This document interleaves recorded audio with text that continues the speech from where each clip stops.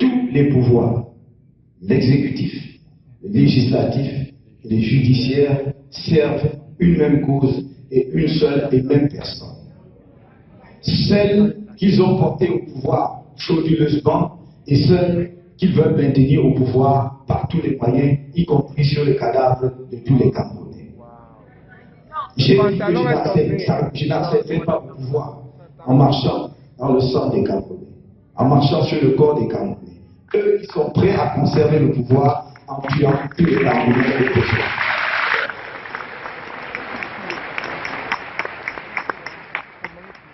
Voilà un élément fondamental de différence entre eux et nous. Ils n'aiment pas le peuple qu'ils gouvernent. Comment peut-on gouverner des gens qu'on n'aime pas? Et c'est pour cela justement qu'ils sont habités par autant de haine. Quand je dis que j'aime les Camerounais, ce n'est pas fait. Quand je vais dans les fins fonds villages, j'aime les tenir, je suis tactile, parce que je les aime vraiment.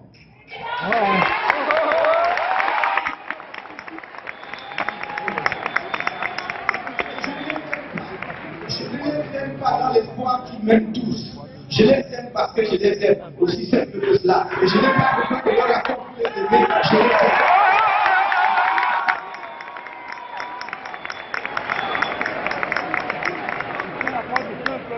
C'est sur cette base que nous allons travailler jour et nuit et que nous n'accepterons jamais la division, la haine que l'on a instillée ces dernières années dans les veines des Camerounais, les opposants les uns les autres, par le tribalisme, montrant aux Camerounais qu'au-delà en fait du discours que l'on tient, on ne veut pas leur unité, pour regarder la même direction et hisser le Cameroun au niveau où il mérite d'être en Afrique. C'est notre objectif. Faire du Cameroun un pays rayonnant sur notre continent pour construire, pour être le point de départ de la construction de l'unité continentale du panafricanisme. Je crois